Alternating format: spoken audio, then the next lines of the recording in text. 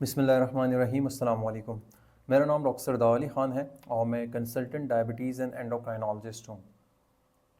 20 अक्टूबर पूरी दुनिया में एक ऐसी बीमारी की आगाही के तौर पर मनाया जाता है जो हमेशा किसी न किसी पेचीदगी की सूरत में जो है वो तशख़ीस होती है, यानी उसकी डायग्नोसिस बहुत लेट होती है। वो कोई पेचीदगी कर चुकी होती है जिसके बाद उस बीमारी का पता चलता है। इस बीमारी को हम ऑस्टियोपोरोसिस कहते हैं, जिसका मतलब है हड्डियों का भुरभुरापन या हड्डियों का खोखला पड़ जाना। हमारी हड्डियां जो है वो एक डायनामिक टिश्यू है जिसमें बनने और टूटने का अमल मुस्तकिल चलता रहता है, और इसका नेट इफ़ेक्ट ये होता है कि बोन जो है वो एक नेचुरल हालत में रहे, ना बहुत ज़्यादा बने और ना बहुत ज़्यादा टूटे, ताकि वो मज़बूत रहे, उसकी साख्त बरकरार रहे। अगर कोई भी प्रोसेस मुतासर हो जाए, यानी अगर बोन फॉर्मेशन ना हो रही हो या बोन फॉर्मेशन नॉर्मल हो रही है, बोन ठीक बन रही है, लेकिन वो जल्दी जल्दी जो है वो उसमें जो सेलुलर लेवल पे टूटने का अमल है वो ज़्यादा हो रहा है, जिसे हम रिजॉर्प्शन कहते हैं, वो रैपिड हो जाए, तो दोनों दोनों सूरत हाल में हड्डियों में ऑस्टियोपोरोसिस डेवलप हो जाता है। ऑस्टियोपोरोसिस की बीमारी जो है वो अमूमन ख़वातीन में पाई जाती है। वो ख़वातीन जिनकी कुदरती तौर पे जो माहवारी है वो स्टॉप हो जाए, यानी जो हमारी कंट्री में ख़वातीन की जो एज होती है जिसमें मेनोपॉज डेवलप हो जाता है, माहवारी कुदरती तौर पे स्टॉप हो जाती है, वो 45 से 50 साल की उम्र है। तो उस माहवारी स्टॉप होने के तकरीबन 3-4 साल बाद उनकी हड्डियाँ बहुत ज़्यादा कमज़ोर होना शुरू हो जाती है, जिसे हम ऑस्टियोपोरोसिस कहते हैं। और ये इसलिए होता है कि मेनोपॉज के बाद एक हार्मोन होता है एस्ट्रोजन, जो हड्डियों को मजबूती देता है, हड्डियों की फॉर्मेशन के लिए इंतहाई ज़रूरी होता है, तो वो बनना स्टॉप हो जाता है, जिसके नतीजे में हड्डियाँ मुतासर होना शुरू हो जाती हैं। इसके अलावा दीगर बहुत सारी बीमारियां हैं जो ऑस्टियोपोरोसिस का सबब बनती हैं, जिसमें जो सर फहरस्त है वो स्टेरॉइड्स हैं। डेक्सा, डेकाड्रॉन, सोलोकॉर्टिव, डेल्टाकॉर्टल, बहुत सारी जो स्टेरॉइड्स की किस्में हैं जो अमूमन हमारे माशरे में अताई डॉक्टर, क्वैक, हकीम बिला ज़रूरत जो है वो इस्तेमाल करते हैं, वो दीगर बीमारियों के साथ साथ ऑस्टियोपोरोसिस का सबब बनती हैं। अगर कोई स्टेरॉयड ना ले रहा हो लेकिन कुदरती तौर पे उनके जिस्म में स्टेरॉयड ज़्यादा बनना शुरू हो जाए, जिसे हम कुशिंग सिंड्रोम कहते हैं, इसके नतीजे में भी हड्डियां इंतहाई कमज़ोर पड़ जाती हैं। बहुत सारी और हार्मोन्स की बीमारियां होती हैं, जिसमें सर फहरिस्त गिल्लड़ की एक बीमारी जिसे हाइपरथायरॉयडिज्म कहते हैं, अगर इसको वक्त पे स्टॉप ना किया जाए, ट्रीट ना किया जाए, तो वो हड्डियों में ऑस्टियोपोरोसिस का सबब बनती है। विटामिन डी डिफिशिएंसी हमारे माशरे में बहुत ज़्यादा कॉमन है, हमारी पॉपुलेशन में बहुत कॉमन है, इसकी वजह से भी ऑस्टियोपोरोसिस डेवलप होता है। हाइपोगोनेडिज्म यानी मर्दों में मर्दाना कमज़ोरी, टेस्टोस्टेरोन की डिफिशिएंसी, ये भी ऑस्टियोपोरोसिस की एक बहुत बड़ी वजह है। ख़वातीन में किसी और वजह से अगर एस्ट्रोजन की प्रोडक्शन बंद हो जाए, स्टॉप हो जाए, तो वो भी हड्डियों को कमज़ोर करने का सबब बनती है, जिसमें मिसाल के तौर पे अगर किसी खातून का प्रोलैक्टिन इंक्रीज़ हो जाए किसी भी बीमारी के नतीजे में, और वो एस्ट्रोजन की प्रोडक्शन को बंद कर दें, उनकी माहवारी को स्टॉप कर दे, तो 6 माह के अरसे के अंदर अंदर ही उनकी हड्डियाँ कमज़ोर होना शुरू हो जाती हैं। इसके अलावा भी दीगर बहुत सारी हार्मोन्स की बीमारियां हैं, दीगर जोड़ों की बीमारियां हैं, मोरूसी बीमारियां हैं जो ऑस्टियोपोरोसिस का सबब बनती है। लेकिन आखिर में जो एक सबसे इम्पॉर्टेंट जो कॉज है ऑस्टियोपोरोसिस का, वो अद्वियात हैं। अद्वियात में स्टेरॉयड अगेन सर फहरिस्त है। बाज़ औक़ात स्टेरॉयड को स्टॉप करना बड़ा मुश्किल होता है, बिकॉज बहुत सारी ऐसी बीमारियां होती हैं जिसमें स्टेरॉयड बहुत अहम किरदार अदा करती है। लाइफ थ्रेटनिंग कंडीशंस में, जोड़ों की बीमारियों में, ऑटो इम्यून दीगर बीमारियों में जो है वो स्टेरॉयड इंतहाई ज़रूरी होती हैं। तो ये स्टेरॉयड जो है वो हड्डियों को कमज़ोर करती हैं। मिर्गी की दवाइयाँ, एपीवाल, टेगराल, ये भी हड्डियों को इंतहाई कमज़ोर करती हैं। जो ख़वातीन जिन लोगों को कीमोथेरेपी मिली है, जिन पेशेंट को कीमोथेरेपी कैंसर की वजह से मिली है, उनकी हड्डियाँ भी ऑस्टियोपोरोसिस का शिकार हो सकती हैं। अब हम बात करते हैं ऑस्टियोपोरोसिस की अलामात की। ऑस्टियोपोरोसिस की जो बीमारी है वो इसलिए बहुत ज़्यादा लेट डायग्नोस होती है या उसकी तशख़ीस वक्त पे नहीं होती, क्योंकि इसकी किसी किस्म की कोई अलामत नहीं होती। ना ही इसकी वजह से हड्डियों में दर्द होता है, जोड़ों में दर्द होता है, ना ही इसकी वजह से पट्टे कमज़ोर होते हैं। लेकिन ये बहुत सारी पेचीदगियों का सबब बनती है। अगर किसी में ऑस्टियोपोरोसिस का मर्ज़ मौजूद है तो ऐसे लोगों में मामूली ट्रॉमा के साथ फ़ौरन हड्डी टूटने का रिस्क मौजूद होता है। अगर कोई खड़े खड़े फिसल जाए या गिर जाए तो अमूमी हालत में हड्डियां नहीं टूटती, लेकिन अगर ऑस्टियोपोरोसिस मौजूद है तो उनकी हड्डियां टूट जाती हैं, जिसे हम फ्रेजिलिटी फ्रैक्चर कहते हैं। यानी इनकी हड्डियां इतनी कमज़ोर हो चुकी है कि मामूली गिरने से या मामूली ट्रॉमा से बोन फ्रैक्चर हो जाती हैं।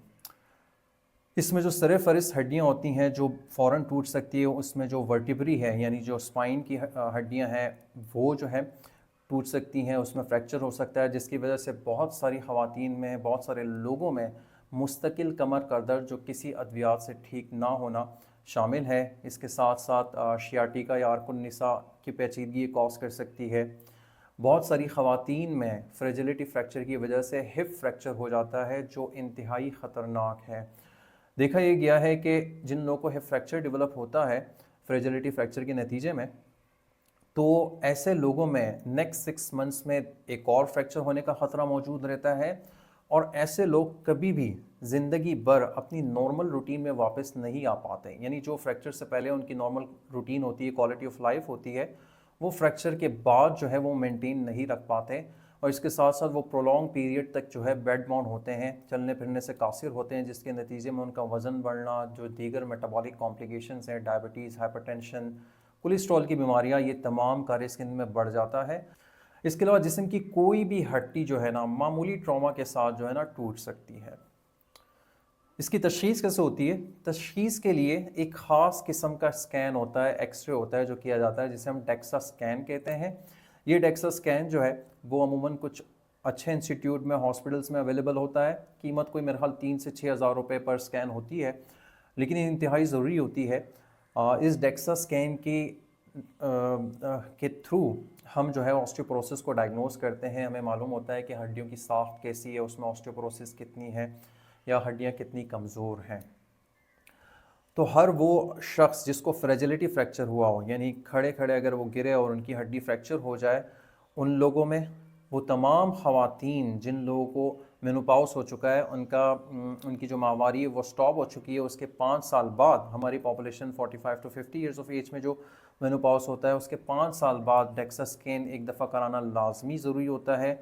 और वो तमाम दीगर बीमारियां जो ऑस्टियोपोरोसिस का सबब बनती हैं, जैसे कोई मिर्गी की दवाइयाँ ले रहा हो, स्टेरॉइड्स पर हो, या हाइपोगोनेडिज्म हो, गिल्लड़ की बीमारी हो, कुशिंग सिंड्रोम हो, विटामिन डी डेफिशिएंसी प्रोलॉन्ग हो और उनको हड्डियों का फ्रैक्चर हो रहा हो, तो उन लोगों में डेक्सा स्कैन कराना बहुत ज़्यादा ज़रूरी होता है।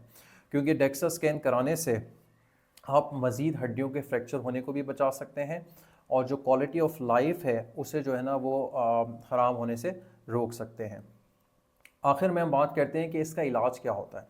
इसके 2 तरीके के इलाज होते हैं, एक को नॉन फार्माकोलॉजिकल थेरेपी कहते हैं और दूसरे को फार्माकोलॉजिकल थेरेपी कहते हैं। नॉन फार्माकोलॉजिकल का मतलब ये है कि अद्वियात के बगैर जो इलाज होता है जो हड्डियों को मजबूत करने का सबब बन सकते हैं। इसमें सर फहरस्त जो है वो है एक्सरसाइज। एक्सरसाइज एक वाहिद ऐसा अमल है जो दीगर बीमारियों की प्रिवेंशन के साथ साथ हड्डियों की मजबूती और इसको साख को मेंटेन करने के लिए इंतहाई ज़रूरी है। दूसरे नंबर पे जो लोग सिगरेट नोशी करते हैं, शराब पीते हैं, वो भी हड्डियों को मुतासर करते हैं, तो इससे इज्तनाब करना इंतहाई ज़रूरी है।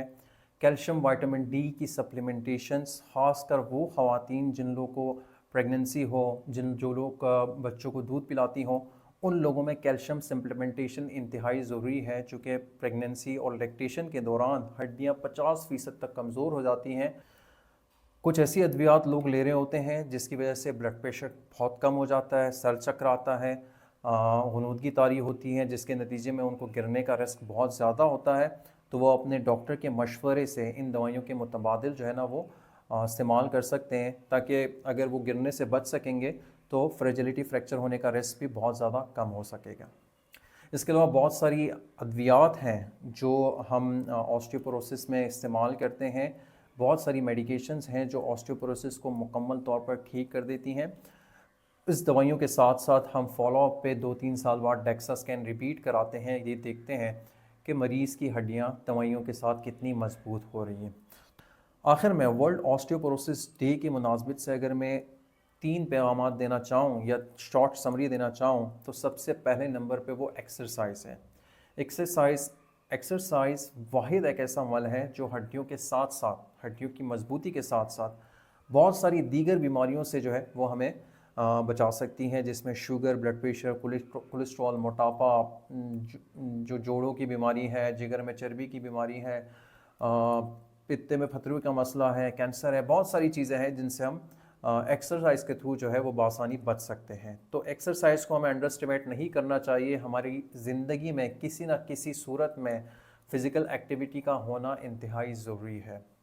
दूसरे नंबर पे वो ख़वातीन जिनको प्रेगनेंसी या लैक्टेशन है, बच्चों को दूध पिलाती हैं, उनको कैल्शियम की सप्लीमेंटेशन इंतहाई ज़रूरी है ताकि उनकी हड्डियाँ कमज़ोर ना रहें, उनमें कैल्शियम विटामिन डी की डेफिशिएंसी ना रहें, ताकि बाद में उनकी हड्डियां बहुत जल्द ऑस्टियोपोरोटिक या ऑस्टियोपोरोसिस का शिकार ना हो।